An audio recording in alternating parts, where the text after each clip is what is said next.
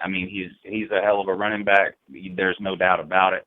But you don't have to take Magnum or Uncle Lou's word for it. I mean, anybody will tell you Gurley is going to be the first running back taken out of the draft next year. We just have to say one thing, Uncle injury. Like, all we have to do is say one thing. Ask the University of Alabama how good Todd Gurley is. That's all. Yeah. Gurley put up monster numbers on the number one defense that year. Not too many backs can say they did that to the defense of Alabama. So I think that speaks for itself. Yeah. I mean, there's not too many schools in the country that Duke Johnson couldn't start for. But I think Georgia is one of those schools. I can't see him ahead of Gurley on any depth chart anywhere. Like you said, I'm not saying Duke Johnson is terrible.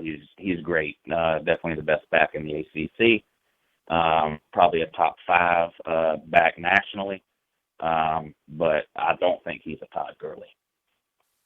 Yeah, no, like I said, I'm not saying that he's a bad running back, but I'm just one of the ones that say when you play against weak competition, I expect you to have good numbers. I mean, if you're going to play against teams who rank, 50th, 60th in, total defense or run defense, whatever, I expect you to have a good game, But, I mean, I guess a good way to compare is if you take Duke Johnson's stats against teams who have had good defenses and then compare with Todd Gurley, that would be a good way to actually measure it. But then again, that really comes down to a matter of opinion. But that's just one way that you can do it. But in my personal opinion, I would put Todd Gurley ahead of Duke Johnson. That's my stance on it.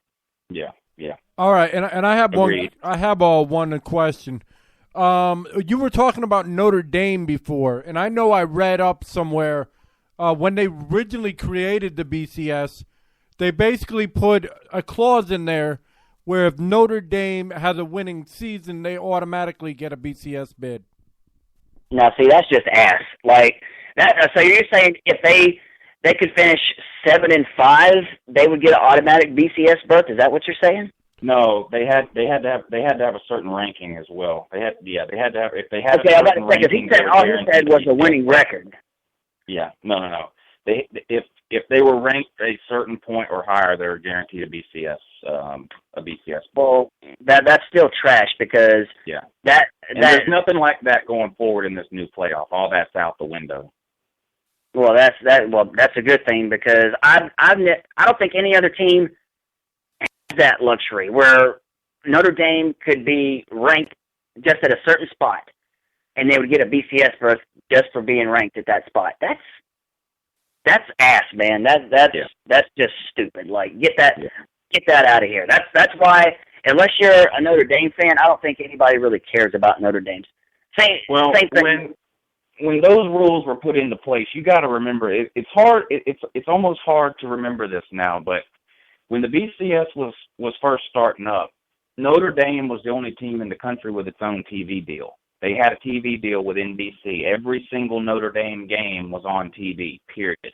No other school could say that. You didn't have ESPNU, ESPN, SEC Network, the Pac-12 Network, the Big Ten Network. You didn't have all these things back then.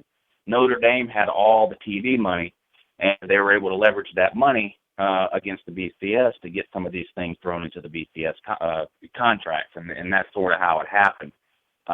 They were the big fish, in the little pond, so to speak. They had the money to pretty much write the BCS contract on their own, and that's what they did. See, that's just one of the reasons that a lot of people just don't care for Notre Dame. I mean, they get all this special treatment, and of course Lou Holtz. I remember. God, man, that you talk about a homer. It's like he talks about Notre Dame just being all this and all that. It's like you get tired of hearing about Notre Dame. It's like they shove it down our throats like forcefully. It's like we can't get away from hearing the words Notre Dame, and I can't stand those assholes. Speaking of Notre Dame, I am glad that we scheduled a home and home with those morons, 2017 and 2019. I am looking forward to going to South Bend and putting a foot in that ass and shutting him up. Yeah, that's gonna be good times. I might try to go to that game. I have a list of 5 or 6 stadiums that I'd love to see a game in before I die, and as much as I hate Notre Dame, I would love to see a game there. So, what better game to see than my Georgia Dogs? Well, I mean, it definitely would be a good game to go to. I won't deny that. I do got a couple friends on YouTube that are Notre Dame fans, and you can't help but like those two. I guess I'll give them a little shout out. Indy Sean 45 and Shamrock Jerry. Those are cool Notre Dame fans. You know, they're not one of the ones that look at themselves as better than you. You know, Indy Sean used to go by Big Sean Power 10, and I talked with him many times. He's cool. He's a realistic Notre Dame fan. So not every Notre Dame fan is linked to the retarded gene pool. So I'll cut him a little slack on that. Sorry about that. I just look at most Notre Dame fans as idiots. But I think the rest of the college football world kind of feels that same way. But, you know, 2017, 2019, I'm actually looking forward to that, especially when they come to Athens. I am going to make sure I go to that game. Yeah, for sure. Yeah, that'll be one you want to see. Well, let's talk about this year's schedule. Yeah, I was about to say, speaking of Notre Dame, let's talk about the schedules. Yeah. Now, I guess we can talk a little bit about Clemson in a minute, but just glimpse at the schedule here, and obviously we want Georgia to go undefeated. How many guaranteed wins do we see here? Okay, well, I guess we can't. I'm not going to sit here and say Clemson and South Carolina are guaranteed wins. Those will be good games. But I see teams like Troy, Charleston Southern, and I know I'm going to hear about this later, but Tennessee, yes, BVD, I said it. Get over it. The reason I say that, Tennessee lost their entire offensive and entire defensive line. I'm sorry. When you lose everything in the trenches, that just spells bad news. Am I right? All right. Yeah. You have a caller from Georgia. All right. I apologize. Yeah, from Georgia. Good morning, caller. Good morning. It's Nephew Louie here. Nephew Louie. What's your question, sir? Well, I just wanted to ask about your thoughts on your most dangerous threat you see on your schedule this year. That's a good question. Now, Auburn is going to be a big game this year, I think. I mean, I could name some obvious ones, Florida, of course, Clemson and South Carolina, but Uncle Lou has the Auburn game circled this year. Now, I have my fingers crossed that we'll be undefeated when we play Auburn, and if we do, I think it's going to be one of the biggest games at Sanford Stadium in the last 20 or 25 years. I look for Auburn to have a pretty good team this year, and if both Auburn and Georgia are undefeated on November 15th when they meet in Athens, then I think that's going to be one hell of a game, and Uncle Lou can't wait.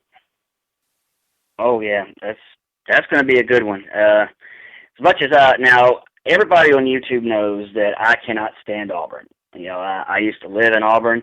I know how those morons operate. I know how their brain functions. I can't stand those idiots.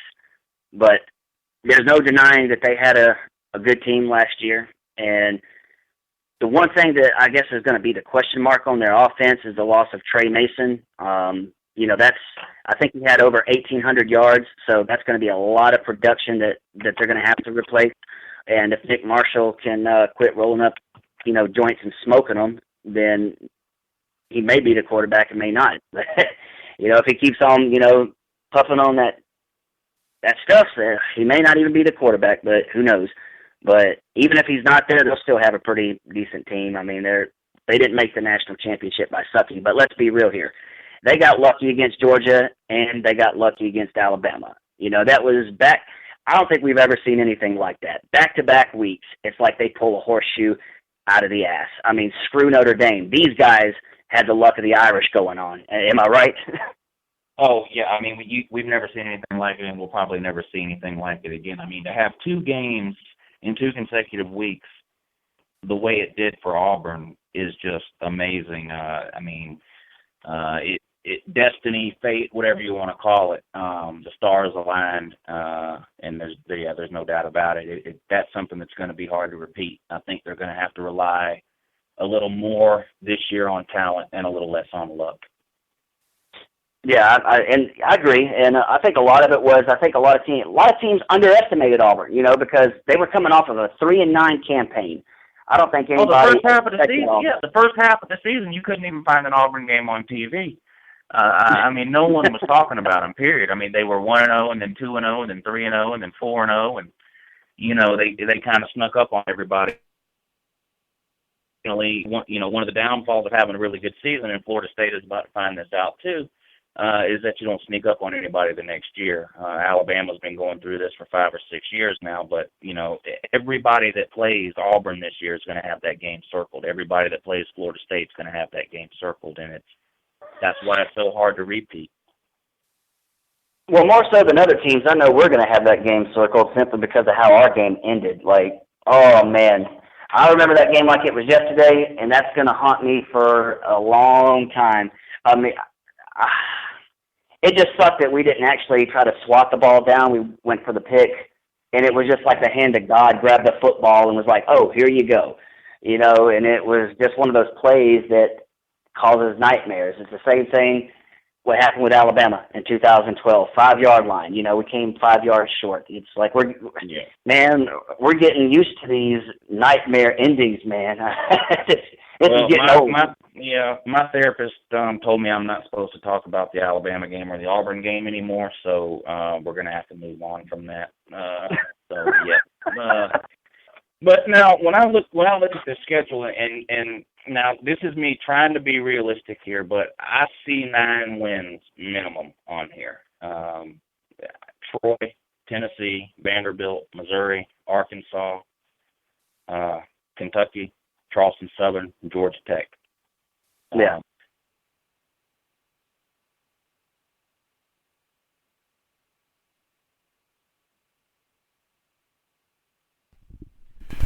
All right, it sounds like we cut out for a second.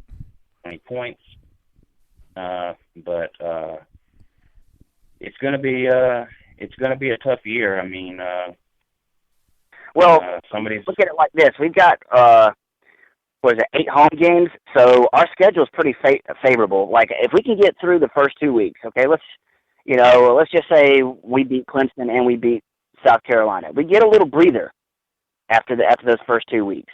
If Georgia can come out and win those first 2 ball games, man, then I'll start talking about, maybe going to an SEC championship game. But I'm not going to sit here and predict before we even play a game that we're going to go to Atlanta. I got to see us play a couple games first. But if we come out and take it to Clemson and especially go into Columbia and win, because I don't think, correct me if I'm wrong, of course there's nothing Uncle Lou don't know, South Carolina has not lost in Columbia since 2011. They've been undefeated at home since 2011, right? Yeah, well, they better savor the flavor because that's coming to a screeching halt here on September 13th. Oh, trust me, I'm right with you, man. And if we can be the team to knock them off, then we could go on to accomplish great things. But I just don't want to see a letdown because, like you said, we have been known to drop one of those games that we're not supposed to lose, and I think it's about time that we get over that hump. I know a lot of Georgia fans and other college football fans, they've been dogging Mark Richt. I'm not going to lie. I've dogged Mark Richt in the past, but at the same time, he's turned us around. We go from a 6-7 campaign, and we turn around and we make 2 SEC championship games in a row. Granted, we got blown out by LSU in one of them and barely lost to Alabama. Mark Richt's good about, fixing issues. It may take a season or 2, but he always seems to get things turned around. The only problem that I think fans have with him is just the fact that he hasn't been able to get a national title. But people fail to realize it took Vince Dooley 17 years to win his first national title. Yeah. So, it's a lot not of people easy. don't want to